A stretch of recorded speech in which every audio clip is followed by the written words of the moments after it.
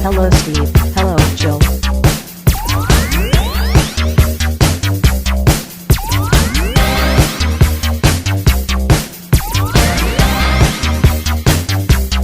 It's time to game classy. Hello. Can you hear me? Can you hear me?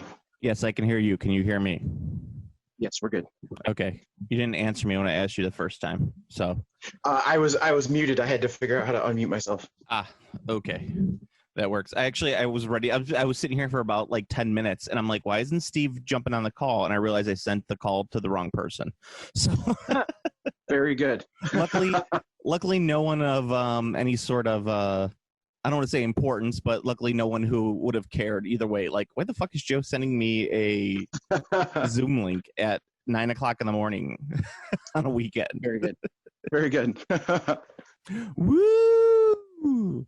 So, Steve, I want to talk today about British cuisine and make more fun of it. Okay. No, I'm just kidding. Hey, I was gonna say, have you ever?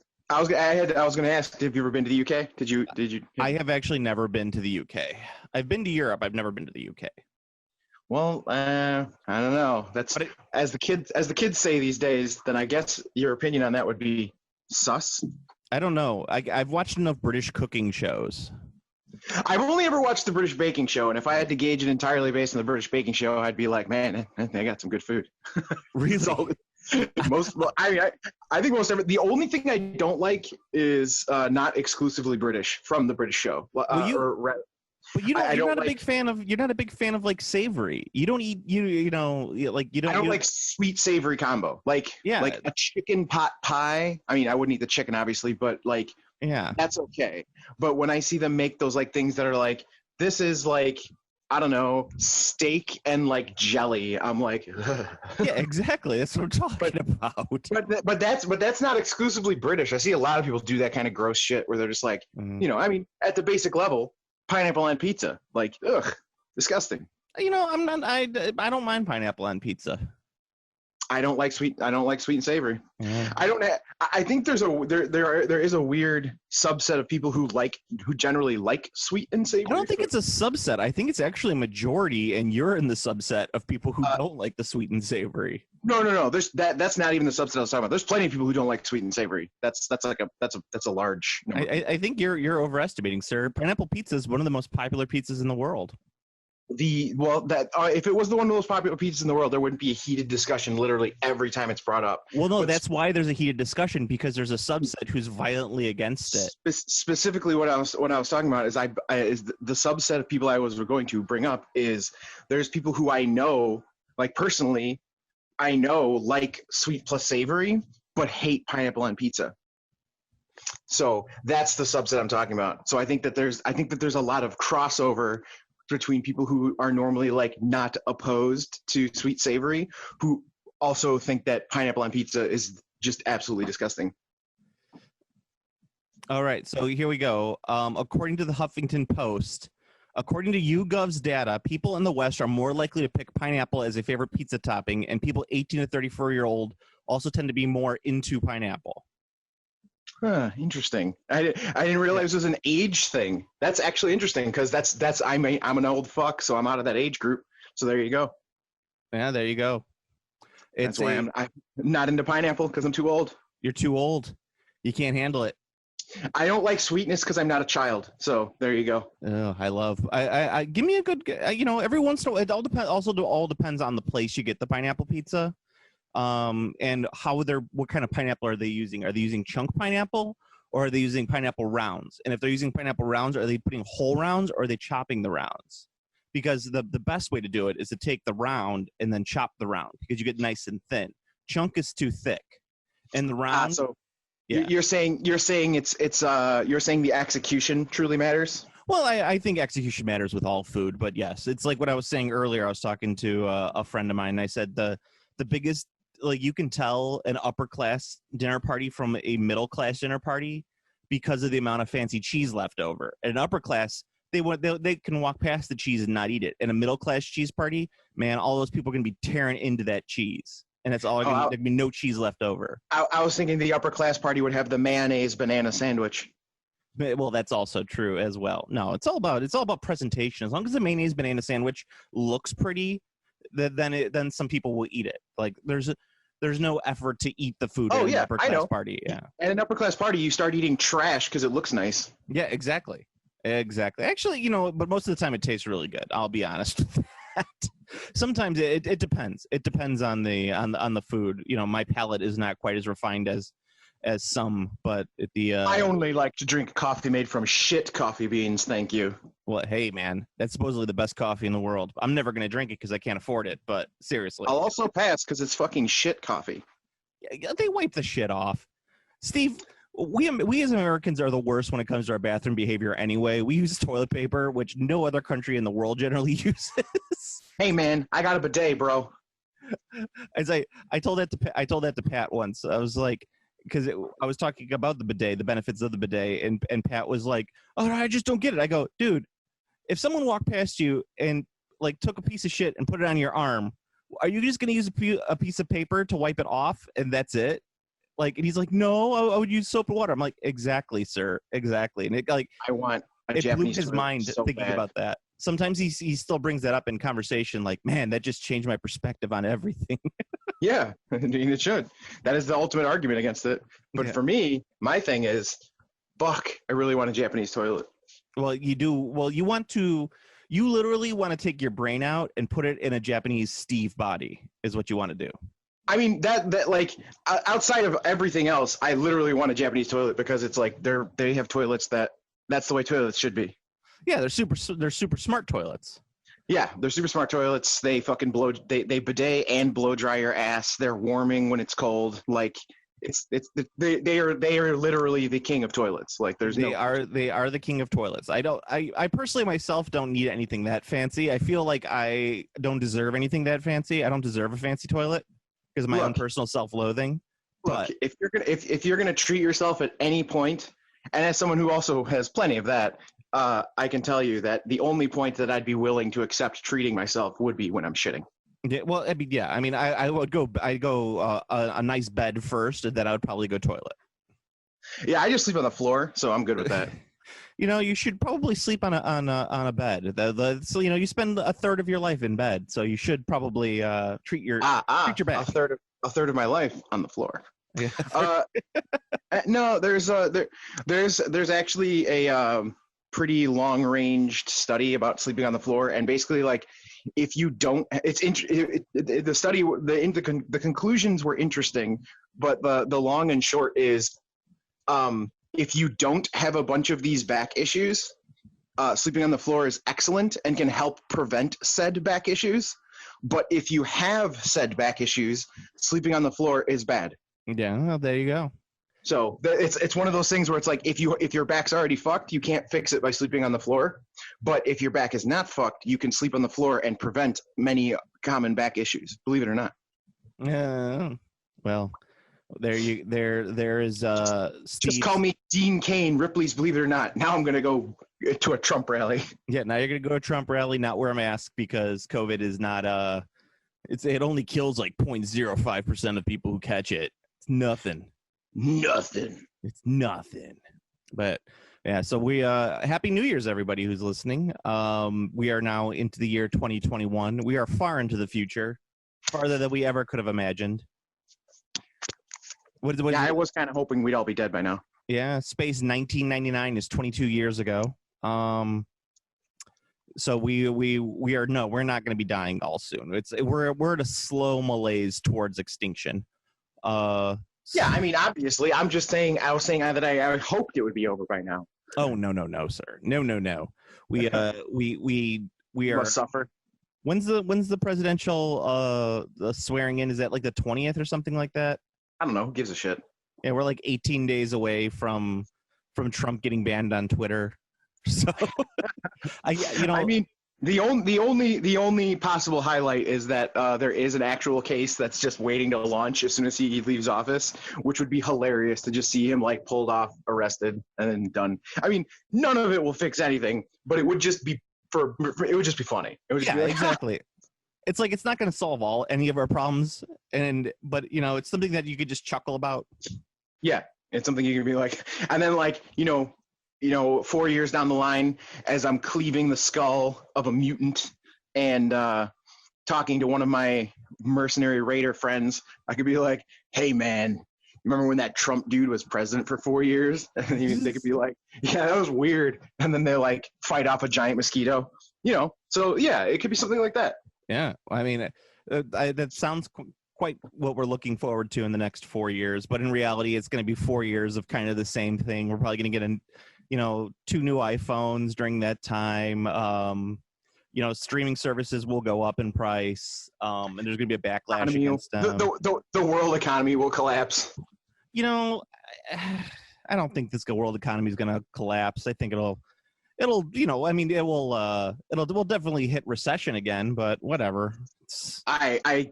Unless governments, specifically the United States, unless the United States government does like something like, unless it ungrinches and its heart grows 3 times sizes, I'm pretty sure the like 30+ million people suddenly becoming homeless because they were evicted probably gonna start causing issues.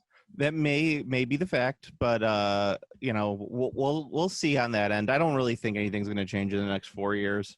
You're a mean one, Mr. Joe. You're already fucking shit up.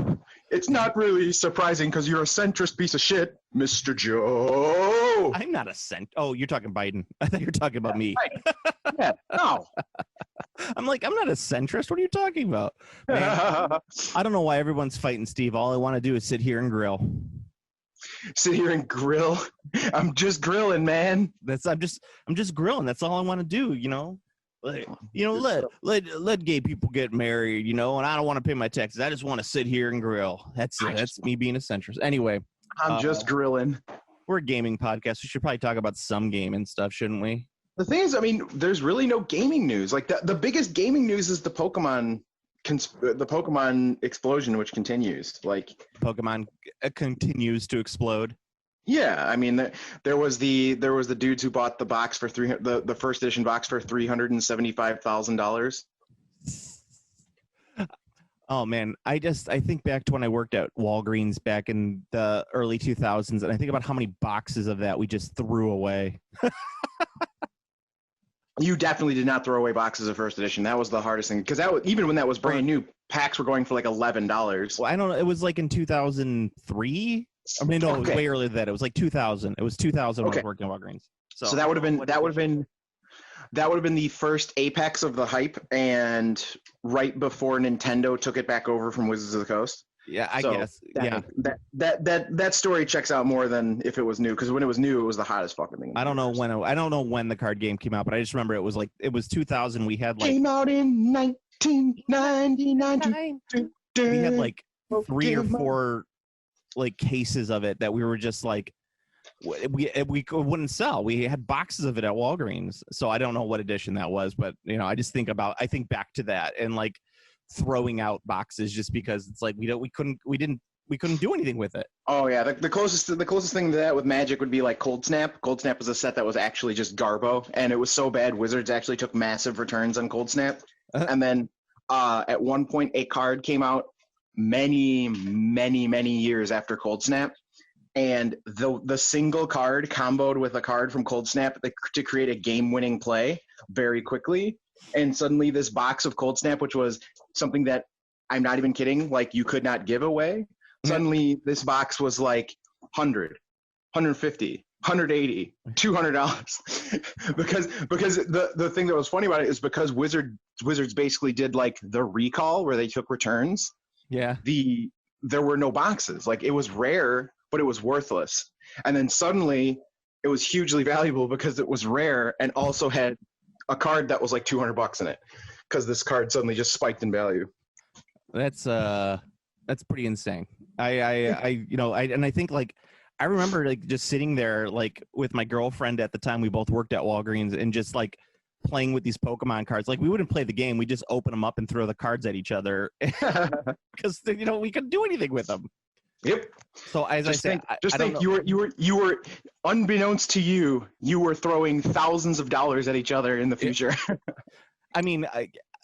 The way I look at it is I would have had to sit on these cards for 21 years at this point, and I would not have done that probably. You can't think about it like kind of like prescience. Like it just doesn't work that way. It's like I got out of Magic a while ago and I sold my Magic collection, and like I got a good return on my Magic collection. Like it was not at all. It was nothing to scoff at. I got a good amount of money. You know, it paid some bills. But if I had, been some sort of fucking time wizard and realized that, oh, hey, if you hold on to this for 10 more years, you'll actually make a fortune. Like, sure, I can't, but that's something you can't be salty about. That's literally be getting salty because you can't tell the future. Yeah, well, yeah, exactly. It's and like, what was I was something similar. It's just that, it's like, you never can tell, because there's people who like sat on Beanie Babies for how long, thinking that they're going to be the next big thing. Usually, and this is what I generally tell people when they're talking about like collecting something, is that don't collect because you think it's going to be worth money someday, because that's the absolutely worst thing that you could possibly ever do. It was like a weird lie that people told us in the 90s that we just didn't think about. Like we thought, oh, this is an investment, but it's not an investment. It's just people. It's like selling you on a scam. No, like, for me, like if you are foolishly attempting to invest in collectibles, yeah, like I believe that is foolish. But if you are going to do it, so like the first thing is, to make it not foolish, you need to have an absurd amount of money. Like example, right now, if I had a shit ton of money, I could buy every single booster box of the Magic set Darkness or Avacyn Restored. Like Avacyn Restored, I can be like, that's the set I want, and I have enough money to buy every single floating box of Avacyn Restored. Mm-hmm. Period. I buy them all. I put them in a garage, and they just that will gain value because the set's already reasonably expensive. There's some cards in there that are in demand, and if I'm sitting on all the product, eventually the demand will still be there because people are playing with Magic cards, and the price will go up. Yep. The problem is, if you have the kind of money where you can buy out the entire stock of a booster set, you're not investing in fucking card games. You're investing in stocks. Yes. Well, and it's very similar in that, if you are told that something is going to appreciate in value, everything generally will if it's rare enough. But that's the thing, is it's got to be rare enough.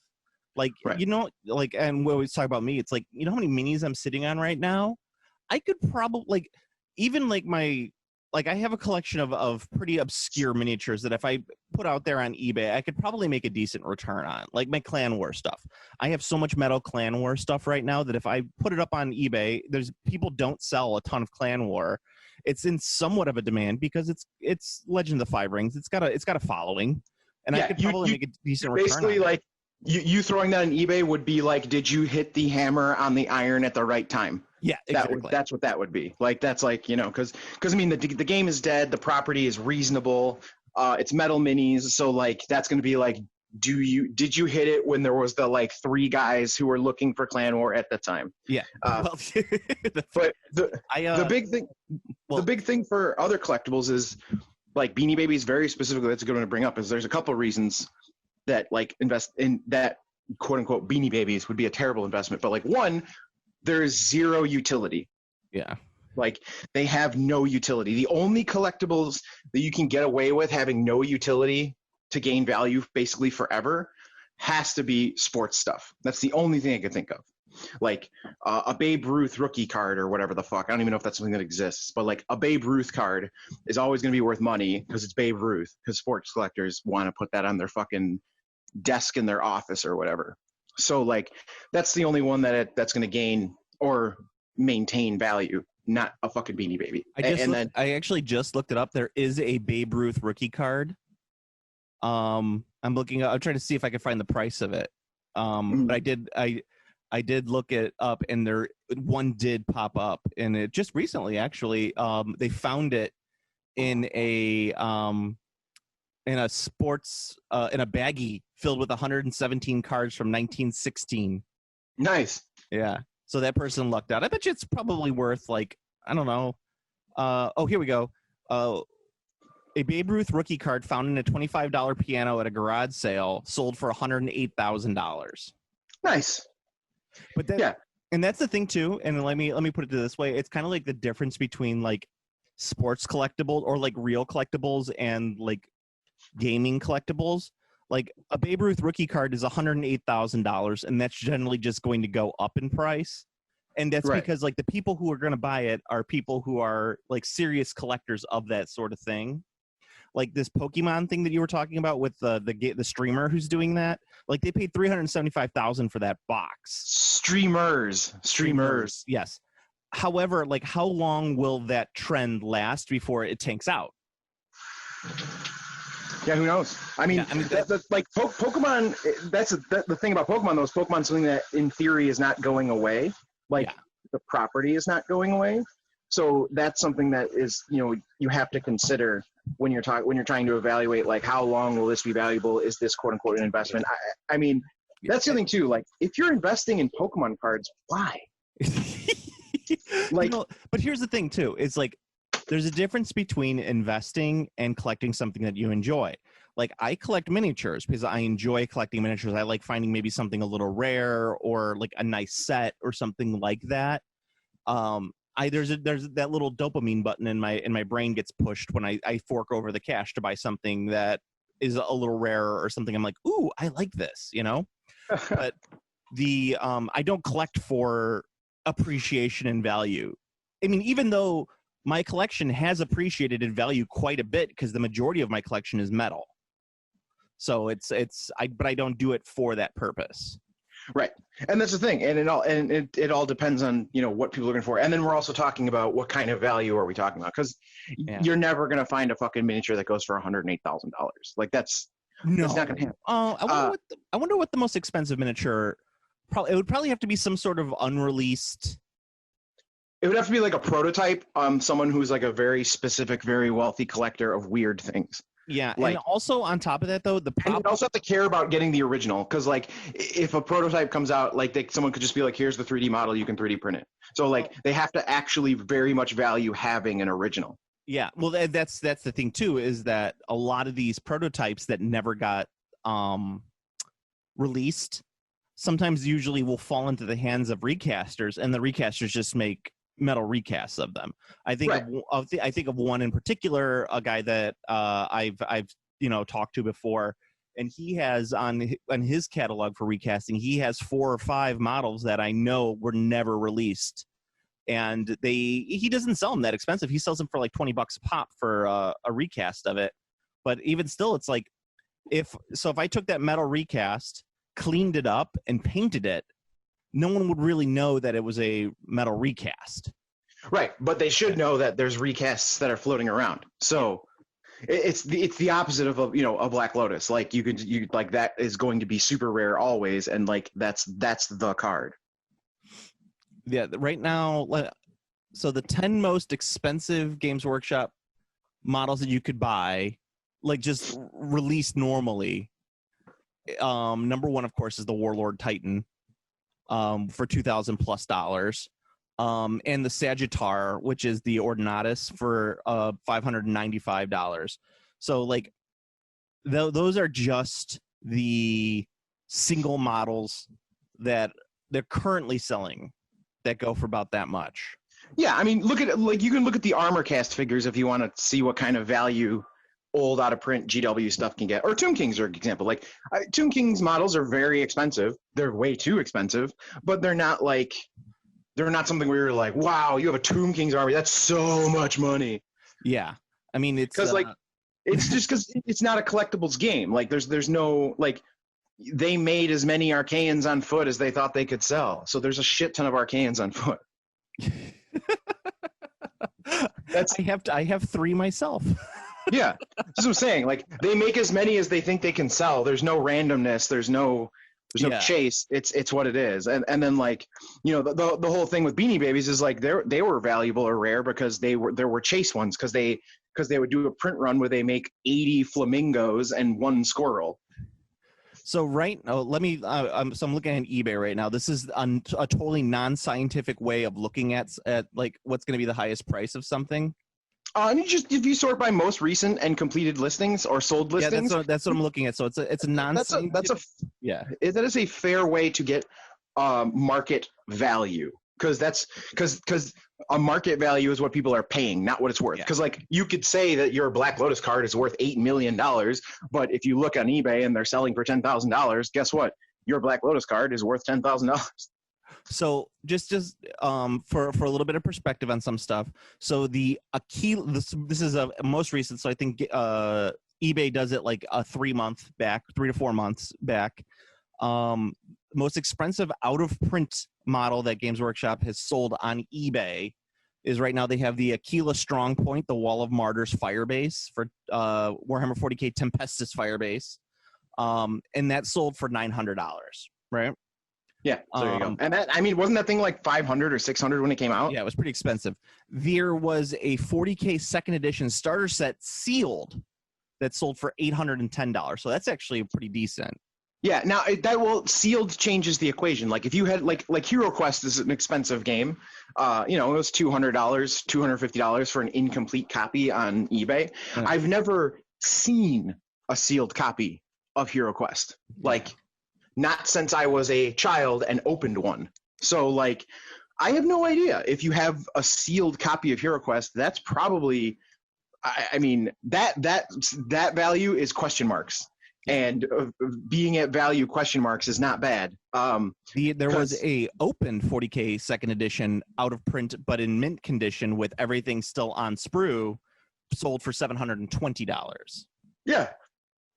I mean, I could see that. That's what I'm saying. Like, if you have new in box stuff, that's the thing that makes value go all over the place. Because especially now, and I've complained about that on this cast before, is that there is a growing market of Games Workshop or miniatures collectors who literally just want sealed boxes and they never open it.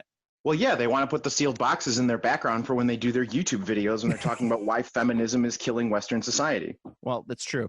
There was recently a new a sealed box of Juan Diaz Slaanesh Demonettes that sold for about Demonettes? Yeah, the Demonettes. They sold for about $500. The titty Demonettes, the old 6-head metal ones. Yeah. Oh, all right. And I actually just opened up my box of those. I have not a box, but I opened up my I was going through them and seeing how many I had. I have about 30 of them. Those models were annoying as shit to paint. They're not easy to paint. No, not really. But they're very nice looking if you could paint them nice. But yeah, that's so like there's not like miniatures gaming does not have a very large resale value unless it's sealed box sets. Yeah, right now the most amount of money that are getting sold that you could get for something is if it's in box, it should be unpunched or like still on sprue, and it should probably be from between, I'd say, like any of the early stuff all the way up to about 2005-ish? 92 to 05. 92 to 05, you think? Yeah, I think that's the range. Yeah, I mean, like, well, you could get earlier stuff. If you could find, like, Old Hammer stuff in Blister, you could probably get a decent amount for that. I don't know. The Old Hammer guys all seem really cheap, so I don't know. I don't know if you'll get a lot of value because the whole philosophy behind their game idea is basically just like, we already spent $50. We don't want to buy any more models ever. That's kind of how I am as well. Here you go. This is unsold, but Imperial Guard Praetorian limited edition boxed army sealed is selling right now on eBay for $1,000, $1,035. Still? Oh man, someone's selling their Golden Demon statue on eBay. That's just kind of sad. Fuck that, dude. You could buy it and pretend you won a Golden Demon. I could. It's a guy who won a Golden Demon. I know. He's not selling the statue, though he did put the statue in the picture. So if I bought this, I'd be very pissed if he did not send me the statue as well, because I'm like, it's in the fucking picture, therefore you owe it to me. That's the classic mix-up, like the guy who sold the PlayStation 5 box. Well, those guys are just jackasses. No, like hey, I really think that those people should be kicked off eBay. Like they should be banned. You can report them. Like it doesn't work. Like you can get your money back because that's. I've been going through a lot of like reporting people on Facebook lately. I'm just like, instead of like getting into flame wars with people, like even though we don't use the term flame war anymore in this day and age, but Yeah, that's forum talk. it's forum talk. I was I'm on a 3D printer group for just some Star Wars, stuff, and Dun, dun, dun, dun, dun, dun. yeah, and this guy keeps posting these memes that are not really that funny, and they're just kind of like shitting on like the sequel, the new sequel trilogy. And I don't even like the new sequel trilogy that much, but I'm just like, fuck you. This has absolutely nothing to do with 3D printing. I'm reporting you. And then so the mod actually emailed me. He's like, what's wrong with those posts? And I said, they have absolutely nothing to do with 3D printing. I don't want to see it. So yeah, I mean that's fair. Yeah, I'm doing that quite a bit now because I'm tired of dealing with it. Doing your social. See, I do my social media duty by not participating in social media. Yeah, well, that's the smart way of doing it. We were talking about Metal Minis, and I wanted to bring something up, which is a game that I've been meaning to bring up on this cast probably for about a year now. And I just know I either forget or I don't talk about it, but it's the what's it called here? I have it written down, so I remember. Infinity Code 1. Do you know about Infinity Code 1? I do not know about Infinity Code 1. Is that the Infinity Sport game? I thought that was Aristria or whatever. Yeah, it's like Infinity, but it's much smaller. I think it's like more of a skirmish game. Infinity's a skirmish you would game. know more about it, so that's why I didn't do any research on it. But no, Infinity's a skirmish game, so that seems bizarre to me. Like you have a skirmish sub-variant of a skirmish game. Yeah, it's basically a streamlined set of Infinity rules. I'm looking this up right now. Oh wait, isn't that that's the beginner game? That's that's the baby game. That's like you play this and then you play Infinity. Yes, exactly. I know what that is. Yeah. That I wouldn't even consider that a standalone game. That's like saying Battle for Black Reach is an edition of Warhammer 40,000. Oh, okay. But I mean, but I was reading up on some of it, and people were like, the two things that people always complain about Infinity getting into it is that the rules are too complex and that there's metal models. And I'm like, people are complaining about metal models? What an age we live in where this has become the standard norm. It's not that they're metal models. It's that they're metal Infinity models. And as someone who's built Infinity models, fuck Infinity models. They are the worst because they're so small. So here's the thing. All of the upsides about Infinity models are also huge downsides when you consider that they're multi-part metal. Because they're in scale, so they don't have chunky bits. So when you've got a sniper who's in kind of a crouching pose with an arm out, that arm is a tiny little piece that's like a little sliver. And I'm not even joking. When I was first building one of my forces, I was just like, I do not have a drill bit that's this small. I have the smallest drill bit that I'm aware of that you can purchase for a pin vise. And it's too big. It's too big for this part I need to pin. So that would be my issue with the. You know where I go for my pin vices for my minis? I go to the RC shops, guys who do slot cars and stuff like that. They have the super itty bitty tiny drill bits that are literally one use, and then it's done. You can't go. I have no pin. Yeah, it's then I have no pin because the paperclip doesn't exist that was that small. Yeah, well, exactly. It's they're thinner than paper clips, and it's I think basically what I've done with those is you buy them, you drill the hole, and then you use the pin and you use the drill bit as your pin. Ah, okay, yeah, I can see that because they're one use. You can't they're no good anymore after that. So, but I mean, I don't know. Needing shit like that is why people would complain about metal Infinity models. It's true. And also I can't paint Infinity to look good. I've tried, man.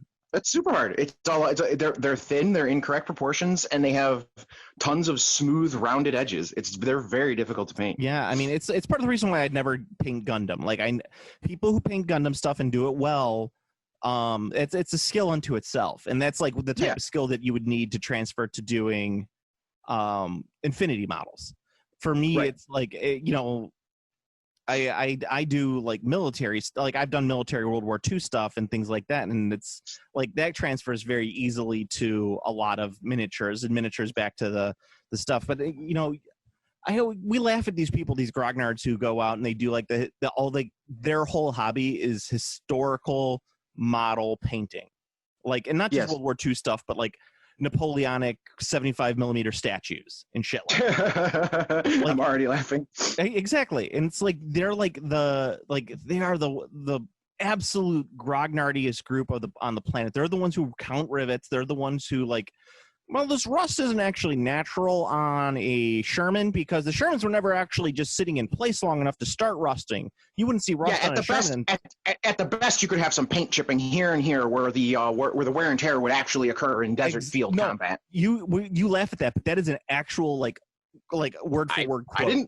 I didn't laugh at it. I 100% believe you. I have talked to those people. Yeah, like there would be some weathering here and some weathering here, maybe a little mud on the tracks, but there would be absolutely no rust. This thing would have came right off the assembly line, right into battle, and would have kept moving. Those guys all remind me of the yeah, I'm really into history and I know a lot of these things, and it's like they don't know anything about anything other than World War II. Yeah.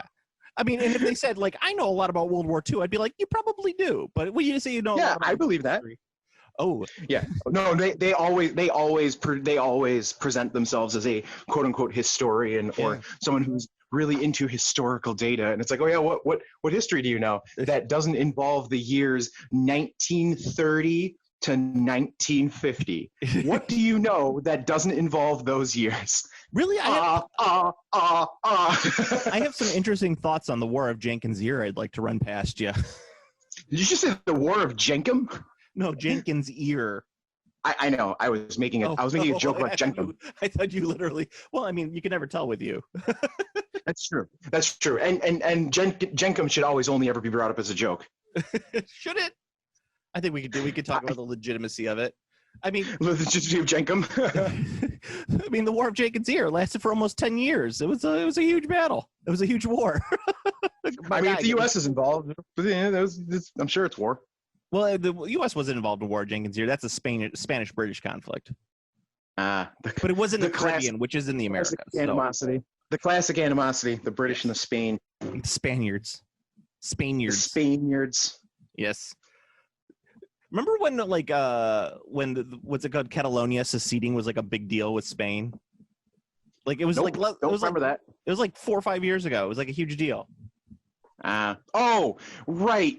I do remember that. Wasn't it like tied to like right-wing extremism too?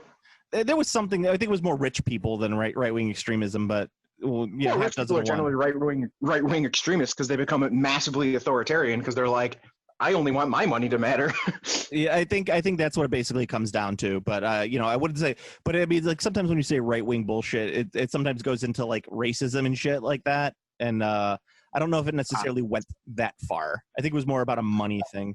Yeah, I mean, I don't know. It is a big pool, you know. Yeah, it's a big cesspool, and I don't quite know enough about it. But no, you know what? Happy Brexit to our British listeners. I believe you meant to say happy no deal Brexit. Does that go into effect now, or when does Brexit go into effect? Yesterday, as far as I know. Let me check the old info web. Check their no deal Brexit.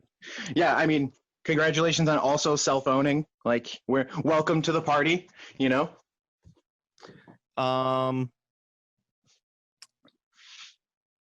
Okay, so Brexit. It doesn't. Let's see. Referendum, transition period. Okay, yeah, it doesn't really. I don't see a specific date, but the transition period ended at midnight on December 31st, 2020. There you go. Yeah, so there you go. Yeah, no deal Brexit. No deal Brexit. And my favorite are the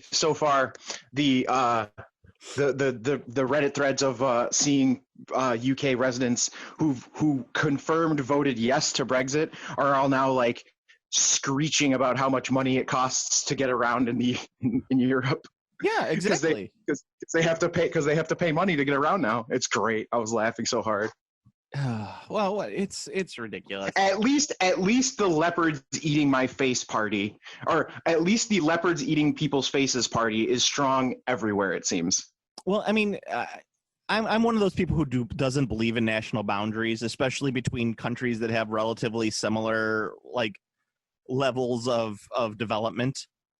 And even then, it's like there shouldn't, like, national borders are kind of a stupid concept in general, but it's like I wanted, like, UK fishing rights was a huge deal. I don't, and you know, this is me as an American looking at it, and I'm just going like, this is some US bullshit. This is something the United States would pull off. Like, yeah, that's something that Georgia would try and say, or Alabama would be like, you're crushing our fishing rights, and it's like, your fishing rights are worth $45,000, and this deal is going to cost us $45 billion.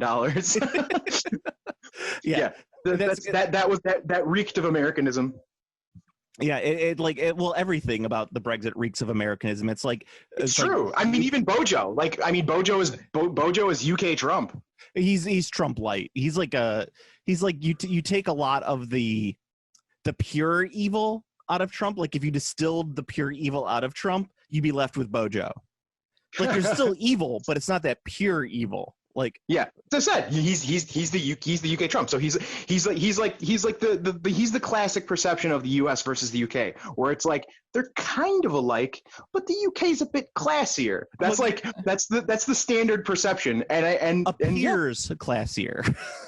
Look, everywhere, anyone everywhere has disgusting and vile folks. Yes, that is 100% true. You can go in a big city, you can turn the corner and you can see some dude shitting in the street while some dude behind him is getting a BJ from some hooter. That sounds amazing to me. I don't know about you, but. And like, so you can see that anywhere. Like you can look at it and you can be like, well, that's classic Indiana, or you could be like, that's classic Worcestershire. So, like, it doesn't really matter, like, where. Like, those things occur everywhere. I'm 100% talking about perception. Because every country, if you don't live there, all you have is perception. And there's the, like, average perception. So, like, the average perception of Russia maybe is accurate, where it's a lawless land of Kalashnikovs and dudes Slav squatting and pounding vodka 24/7. Like, now you are speaking my dream. Like, I think like, my ancestors called to me, and there's two of them. One is about a guy just sitting on the side of a road drinking a glass of wine at a small table, eating bread with some olive oil. And the other one is my ancestors who are Slav squatting in Adidas tracksuits with the Kalashnikov. And both of them sound super appealing to me. Pounding vodka. Yes, pounding vodka. Well, I mean, you have to kind of, it's the thing about pounding vodka is that you got to do it, but you got to, like, pace yourself while you're pounding. Do it straight from the bottle. No, you mad lad it and you do it straight from the bottle. Well, no, you start off and that gets you the drunk, but then you gotta slow down. You can't keep up at the same pace, man. Trust me, I've done it. It depends on the age of the person in the tracksuit and how much gray hair is popping out of the tuft in the center. Oh, yeah. So like if you've got a lot of gray hair, if you got a huge gray hair puff, yes, you're not going to pound the whole bottle. You're going to do exactly what you said. But if you've got a shock of bright, perfectly colored, whatever your natural hair color is, and you don't have any hair on your body that's missing, so because you are an official young Russian mad lad, you're drinking the whole bottle. Yeah, that's my ancestors' call to me. My ancestors, I've proven my worth to my ancestors by doing that at least once. That's your Valhalla, the tracksuit Slav squat. Yes, exactly. I like it. Yeah.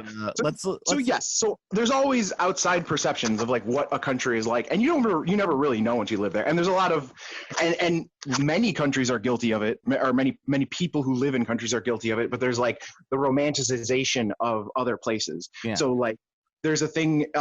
There's a thing in here you go. I know this because I'm a huge fucking Japanese weeb nerd. Japan has a thing. So American weebs have a huge thing where like they think Japan is like an idyllic paradise where everything's perfect.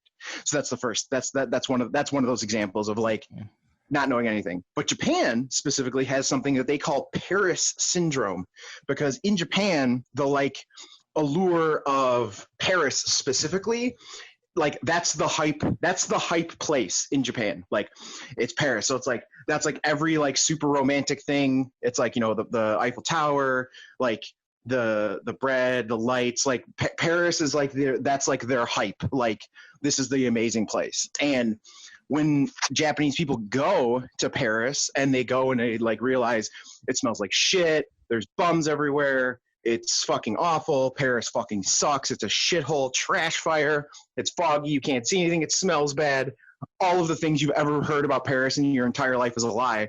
They actually come back and get a huge bout of depression, which they officially call Paris syndrome. Yeah. So there you go. See, that's what I want to see about Paris. I want to see like the trash fire that is Paris, like the juxtaposition of the Louvre with like the French bum who still has a better healthcare system than we have in the United States. Oh yeah.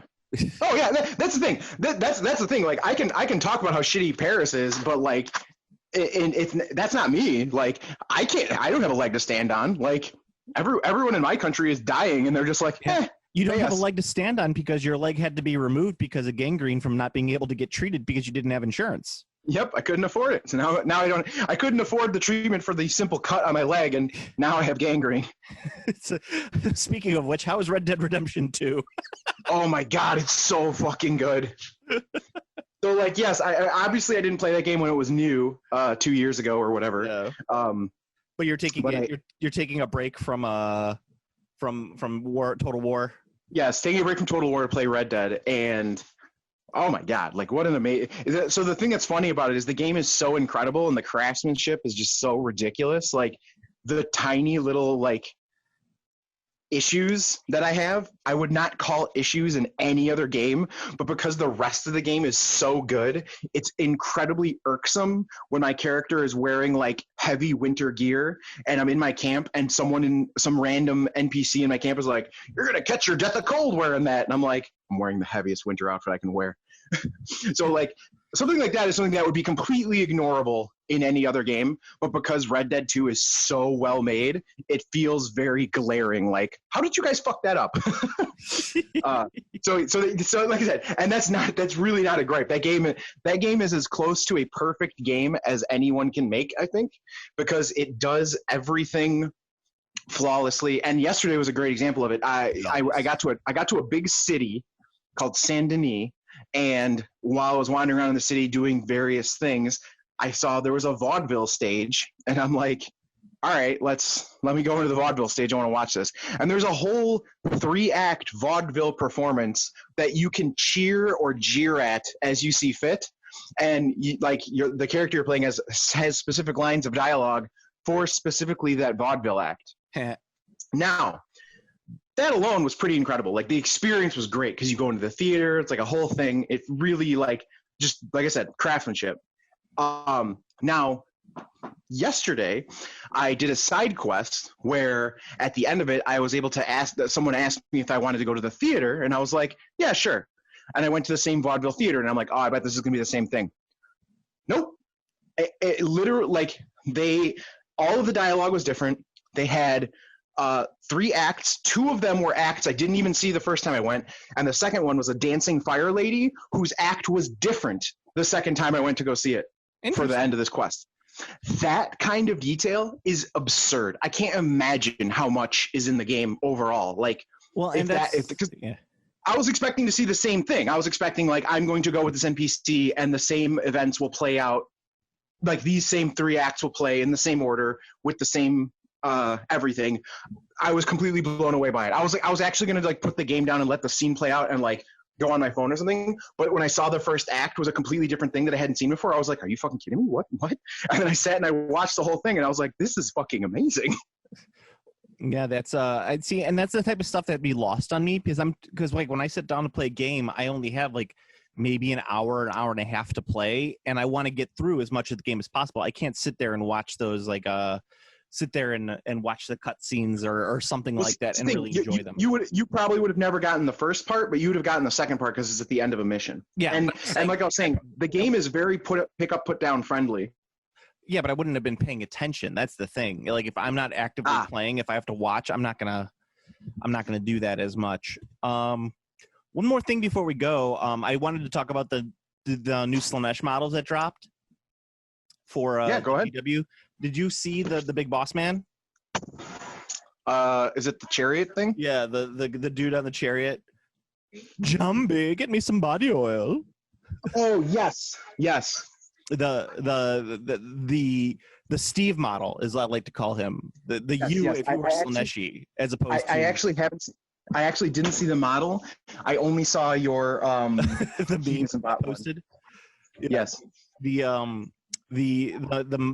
I'm really I it's sad to say this because I don't want to buy any new models, but I have to say that those Slaanesh models are probably some of the nicest models I've seen Games Workshop put out in a long time. Like something that's really, They're fantastic. really just appealed to that part of my brain. Like, and Oh, they're fantastic. yeah. Normally, I don't care that much about like about most models that come out of GW. I'm like, they're either derivative of older stuff, or I'm like, yeah, they're okay, they're well sculpted, they look nice, but it just doesn't appeal to me. Holy cow, these look gorgeous! Like the new writers, the new Slaaneshy writers, the guys who are on the Steeds of Slaanesh. Yeah. They're gorgeous. Fighters, the war, like the regular warriors, Sigvald, like yeah, they're incredible. The models are great. Like Yeah, they're the Blitzbarb archers are just. Yep. I like honestly, I could see myself building this army, and that's why I got the Juan Diaz Dionettes earlier, because I was like, oh, I should do some. It, like inspired me to do some Slaanesh stuff, and I normally don't do that. And the special character is probably one of my favorite special characters of all time, because it is the closest I've seen to like old school, like I don't want to say what's his name, John Blanche art, but like that old school kind of like first edition Warhammer Chaos stuff, like the stuff that's really weird and funky. Yes. This is like really hitting that button in my brain. Yeah, that was one of my favorite models in Hordes. Was there was for the faction with the red guys in the gray skin. I can't remember what the fuck they're called, Scarred or something. I don't know. It's been too long. Scorn. Yeah. I think they're Scorn. Yes. The super fat dude on the plinth with like the glass of booze and like the grapes and the beasts carrying him. That gave me that vibe too. So like I liked that. I like those kind of models. Now I could be mistaken, but the last time Games Workshop did a fat dude on a plinth was Greasius Goldtooth. Was that correct? Would I be correct in that one? Yes. Absolutely. I don't know if there was like a Nurgly one who was like that. I couldn't think. There actually wasn't. The Nurgle Palanquin model came out long before. Yeah, that was long before. I don't know if they had done an updated one. I couldn't remember. But and that actually brings up something that's kind of bullshit. Is like they had Palanquin rules for a very long time, and like there were like for a while the Palanquin was incredibly good. Like you wanted it for like almost all of your characters, and there were no models. Like you literally couldn't get it. Oh, you know what? No, not Greasy's Goldtooth. Epidemius. Epidemius, the Tallyman of Nurgle. He's the fat dude with the hourglass on the chair on the pile of Nurglings. Horrible model. I'm looking. Epidemius. Yeah, I remember that. Holy shit, I forgot about this model. He's newer than Greasius Goldtooth. Yeah, and both him and Greasius, not very good models. Greasius is better, but yes, they're both bad. Greasius. Well, the problem with Greasius Goldtooth is that he had the crown on, and I think that crown is terrible. Oh, I like the. I know. Out of place. Both of them I felt were excellent concept, bad execution. Yes, and I will agree fully with that one. My problem with Greasius is that he looked like Henry VIII, like he's dressed like Henry VIII, which is totally not in like the Ogre Kingdom aesthetic. Well, that was his gimmick. Like that was the whole like point of his character. Yeah. Like his character was he was like trying to emulate an empire like king or duke. So that was like that crown is like from a specific like king he fucking killed. Yeah. Like that was the whole part of the story. Yeah, and he's got a big old like fucking like chicken leg. Yes. And now you have this new guy getting released. I don't remember what his name is off the top of my head. It's like it's some stupid fucking what's his name? Let me see. Or Scalone, Glutos or Scaloni or Scolian. Yes. What? Glutos or Scolian is his name. What the fuck did you say to me? His name is Glutos. And he's guided by the demon Lothshar, but it's a super sweet looking model, and it's very much an aesthetic I like. And I even like the paint job that Games Workshop did on it. And normally I'm not a huge fan of like their studio paint jobs that AOS has been doing, but they did like this marble effect on the chariot, and I love it. I absolutely love it. Because it's very, very cool model. You think about the chariot that they did for the actual Demons of Slaanesh, and that's such a fucking terrible model. Like all of the newer, disaster. All the new plastic demon stuff for Slaanesh is awful. You can actually make the chariots pretty reasonable if you leave off like a lot of the parts. Yeah, I mean you're absolutely right, and it's like the demonettes even look like pretty bad too. But I absolutely love this model. Demonettes are fine. Yeah, I think that's one where I'd say that the GW paint job does them a disservice, because I've seen a lot of the demonette models, the newer ones in person with some good paint jobs, and they're good. They're just fine. Well, and that's the thing too, is like the GW paint the models, like the studio painters, they do a fantastic job of painting. Like they do like a really clean, crisp job, and they really highlight the models, but sometimes their fucking color choices are mind-bogglingly bad. Yeah. And I just don't understand why they keep doing that. They should be going for a more I don't really know, but this one actually looks really nice, and I literally like, and I think it fits in well with the other new Slaaneshi stuff. I kind of like that they've done like different shades of purple as opposed to like purple and black or purple and whatever. Like they've chosen a very specific color palette that works very well for these guys. Yes, the marble chariot is excellent. Yeah, but that I wanted to mention those guys before we finished off, because I just thought that, like, I was like, damn, this looks great. A good note to end it on. Yeah. Did you well actually let's end it on some more right-wing bullshit. Did you see the people complaining about the new Lilith Hesperex? Who? No. The Deldar Lilith Hesperex is getting a resculpt. Okay. Did you see that? No. And people are like super fucking upset because they're like, she looks too manly. Her model was fucking horrible before, so who cares? Well, that's just the thing, is like people get so upset about this dumb stuff. Oh, and the old world is officially going to have Bretonia in it. Oh, I see. She looks too manly because she has muscles. Oh my god, the end of the world. Did you see that they're going to put Bretonia is going to be in Warhammer: The Old World? Yes. So the Bretonian people who are always like, I was going to play a Bretonian army, like can now continue to say, I was going to play a Bretonian army forever. I'm jazzed. Like, if you could say one word, it's about Joe, it's that he's jazzed about the old world. Yeah, I mean, I'm interested. That's as far as I'll go. You're tentatively interested. Yeah. All right. So you could go to the Game Classy Facebook page is the best way you can get into contact us. You could like, comment, subscribe on iTunes. You can like, comment, subscribe on the YouTubes is the best way you can help out the podcast. You can get in contact with me, Joe. The best way is on Instagram. I'm under Game Classy Joe. If you look on Reddit, you might be able to find Steve posting anime hentai pics. Probably. Do not perceive me. Are there any specific forums that they should, or any Reddit subreddits that they should look for you in? Nope. No. Nope. not like I was gonna say something, but everything I keep on thinking of is probably super vanilla when it comes to hentai, so I don't even want to mention it because you just laugh at me. So, Steve, until next time. I'm looking forward to Guilty Gear. Later. Game Classy.